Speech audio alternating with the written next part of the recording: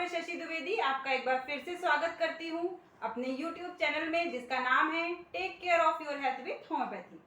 दोस्तों, आज हम चर्चा करने वाले हैं सनस्ट्रोक के बारे में, जिसे हम आम भाषा में लू लगना भी कहते हैं। इसे हम हीट स्ट्रोक या मेडिकल टर्म में हाइपरथर्मिया के नाम से जानते हैं। आज के इस वीडियो से हम जानेंगे कि अगर आपको सनस्ट्रोक हो गया है तो कैसे होम्योपैथिक दवाइयों की मदद से आप खुद को बचा सकते हैं। साथ ही साथ मैं आपको एक होम्योपैथिक प्रिवेंटिव मेडिसिन के बारे में भी बताऊंगी जो कि आपको लू लगने से बचाएगी। हमारा आज का वीडियो बहुत ही इंफॉर्मेटिव है। हमारे वीडियो को देखने के लिए हमारे साथ अंत तक बने रहिए। तो चलिए शुरू करते हैं।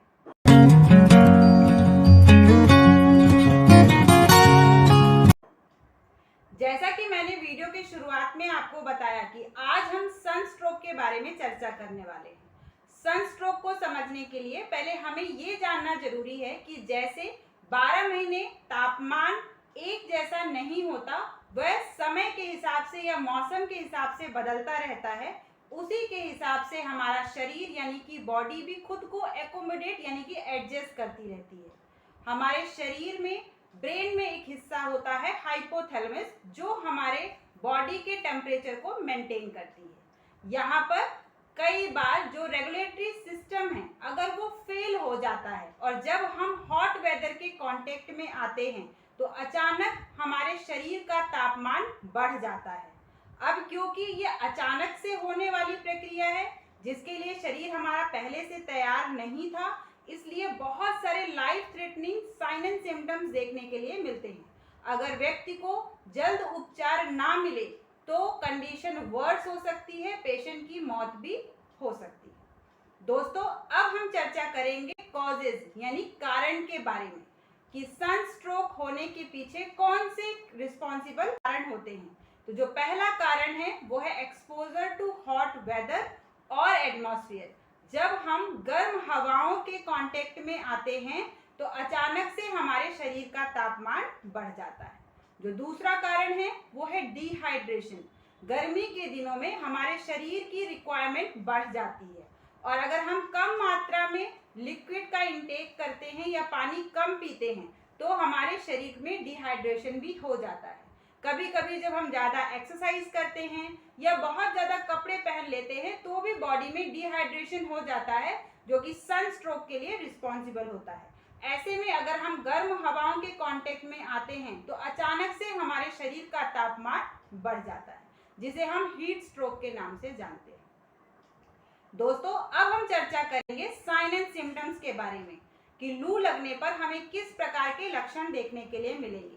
तो जो पहला लक्षण है वो है सडन राइज ऑफ टेम्परेचर। अचानक से शरीर का तापमान बढ़ जाता है। कई बार पेशेंट को 102, 103 या उससे भी ज़्यादा बुखार आ जाता है। साथ ही साथ मसल क्रैम्प्स देखने के लिए मिलते हैं, बॉडी एक देखने के लिए मिलता है, मसल्स में ट्विचिंग देखने के लिए मिलती है, नॉजिया एंड वॉमिटिंग मिलता है। साथ ही साथ पेशेंट में लॉस ऑफ कॉन्शियसनेस, कई बार पेशेंट बेहोश हो जाता है, वर्टाइगो यानी चक्कर जैसा फील होता है, लो बीपी, साथ ही साथ आंखों में जलन, शॉर्टनेस ऑफ ब्रेथ, ये सारे लक्षण हमें देखने के लिए मिलते हैं। दोस्तों, अगर आपको ऐसे लक्षण मिल रहे हैं तो आपको फर्स्ट एड भी पता होना चाहिए कि ऐसे लक्षण मिलने पर जब तक आपको एडवांस हेल्प नहीं मिलती है आप खुद को कैसे बचा सकते हैं। तो जो पहला इम्पॉर्टेंट है प्रिवेंशन, वो है हमको उस जगह से तुरंत मूव करना है जहां पर आप हॉट एयर के कांटेक्ट में आए हैं। आपको तुरंत किसी शेडी एरिया में आना है। अगर आप घर में हैं तो तुरंत एसी पंखा को ऑन करना है, टाइट क्लॉथिंग को लूज करना है। साथ ही साथ अगर ओवर क्राउडिंग है, लोगों ने आपको घेर रखा है, तो लोगों को दूर जाने के लिए कहना है। साथ ही साथ अगर पेशेंट कॉन्शियस है, वो ओरल ड्रिंक्स ले सकता है, तो हमें उसे ठंडा पेय पदार्थ पीने के लिए देना है। फिर ये ग्लूकोज भी हो सकता है, आम का रस हो सकता है या कुछ और भी हो सकता है, क्योंकि इससे पेशेंट की बॉडी का हाइड्रेशन मेंटेन होगा। लेकिन ये ध्यान रखना है कि हमको पेय पदार्थ तभी पीने के लिए देना है जब पेशेंट होश में है।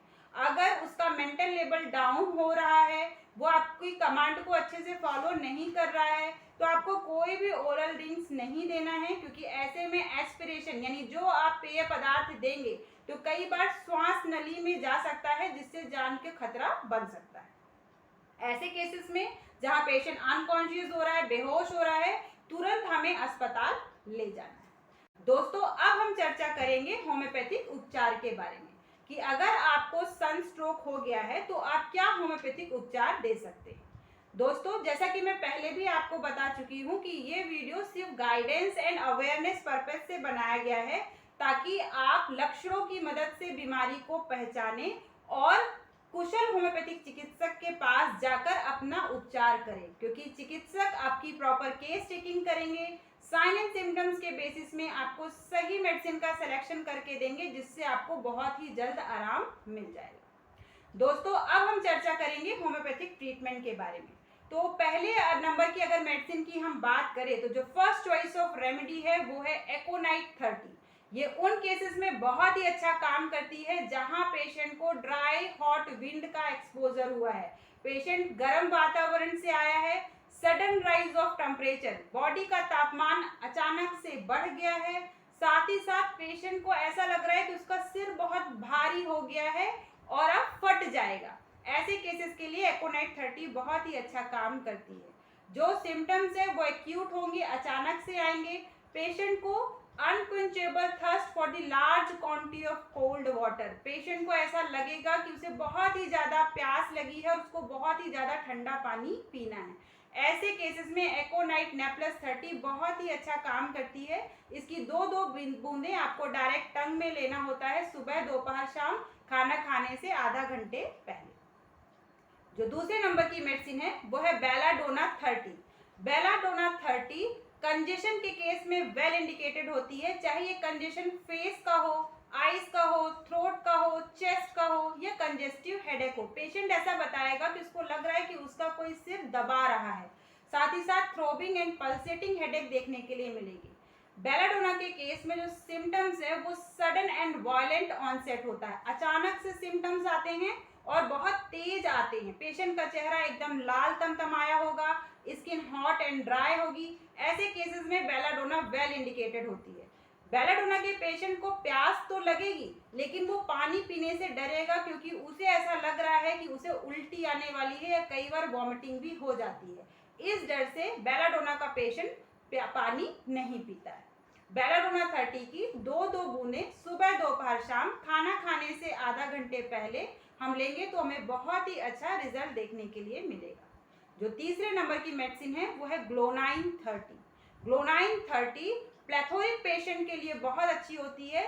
प्लेथोरिक मतलब ऐसे पेशेंट जिनका चेहरा एकदम लाल टमाटर के जैसा होता है, साथ ही साथ बॉडी का तापमान अचानक से बढ़ जाएगा, पेशेंट को हेडेक होगा, साथ ही साथ ये जो हेडेक होगा वो बहुत ही कंजेस्टिव हेडेक होगा। पेशेंट को जो भी सिम्टम्स है वो सनराइज टू सनसेट होंगे, मतलब जैसे ही सूरज की किरणें तेज होंगी पेशेंट का हेडेक बढ़ेगा, और जैसे जैसे किरणें कम होती जाएंगी यानी शाम तक धीरे धीरे उनको हेडेक में आराम मिल जाएगा। ऐसे केसेस में ग्लोनाइन 30 बहुत ही अच्छा काम करती है। यहाँ पर जो पेशेंट है उसको थ्रोबिंग कंजेस्टिव हेडेक देखने के लिए मिलता है। जो चौथे नंबर की मेडिसिन है वो है natrum carb 30। Natrum carb 30 ill effect of sunstroke के लिए बहुत ही वेल इंडिकेटेड मेडिसिन होती है। मतलब पेशेंट सनस्ट्रोक से तो रिकवर कर गया है, लेकिन उसके बाद उसको बहुत ही ज्यादा लक्षण देखने के लिए मिल रहे हैं। मतलब कि अगर वो थोड़ा भी मेंटल वर्क करेगा तो उसको हेडेक होने लगेगा, उसको चक्कर आ जाएगा, साथ ही साथ बहुत ही ज्यादा वीकनेस महसूस करेगा, पेशेंट को डाइजेशन रिलेटेड बहुत ही ज्यादा प्रॉब्लम देखने के लिए मिलेगी, पेशेंट को हर कभी डायरिया हो जाएगा। ऐसे केसेस में नेट्रम कार्ब 30 बहुत ही अच्छा काम करती है।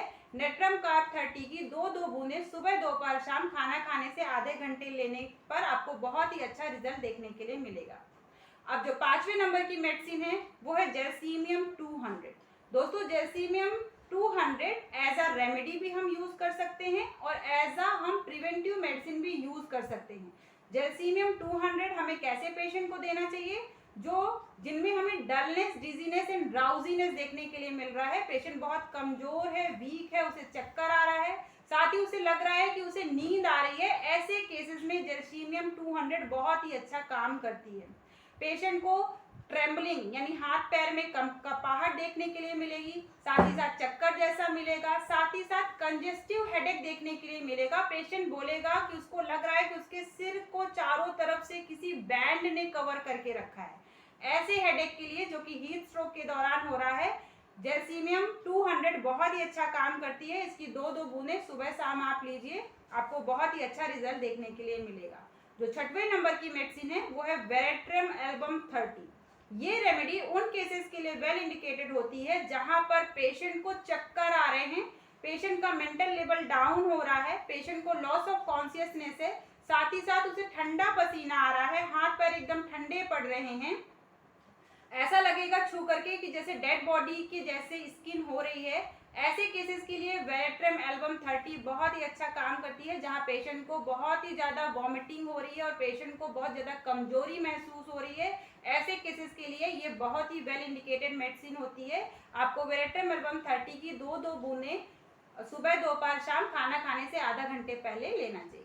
इमरजेंसी के दौरान होम्योपैथिक मेडिसिन को हम कई बार रिपीट कर सकते हैं, हम 15-15 मिनट में भी इसका रिपीटेशन कर सकते हैं, लेकिन ये आप खुद से ना करें, किसी होम्योपैथिक चिकित्सक से सलाह लें, उसके बाद ही करें। अगर पेशेंट की कंडीशन वर्स हो रही है, वो आपके कमांड को फॉलो नहीं कर रहा है, बार बार चक्कर खाकर बेहोश हो रहा है, उसका टेम्परेचर कम नहीं हो रहा है, ऐसे केसेस में जितना जल्दी हो सके हमें पेशेंट को अस्पताल ले जाना चाहिए ताकि उसकी उचित देखभाल हो सके। साथ ही साथ एज अ प्रिवेंशन हम ये ध्यान में रख सकते हैं कि जब भी हम बाहर जाए गर्मी के दिनों में तो हम बहुत ही ज़्यादा प्लेंटी ऑफ वाटर यानी कि ड्रिंक्स पी करके जाएं, अपने बॉडी को हाइड्रेटेड रखें, खासकर जो हमारा सिर का एरिया है उसको हम कवर करके जाएं। ऐसे में हमको लू लगने की संभावना कम हो जाएगी। दोस्तों, आपको मेरा वीडियो कैसा लगा आप मुझे कमेंट करके बताइए। साथ ही साथ जो मेडिसिन मैंने आपको बताई है उसका डिस्क्रिप्शन डिटेल इन्फॉर्मेशन मैं आपको डिस्क्रिप्शन बॉक्स में नीचे दे दूंगी, जहां पर जाकर के आप चेक कर सकते हैं। मेरे वीडियो को लाइक करिए, शेयर करिए। इसी तरह के इन्फॉर्मेटिव वीडियोस के साथ आपसे फिर मुलाकात होगी। धन्यवाद।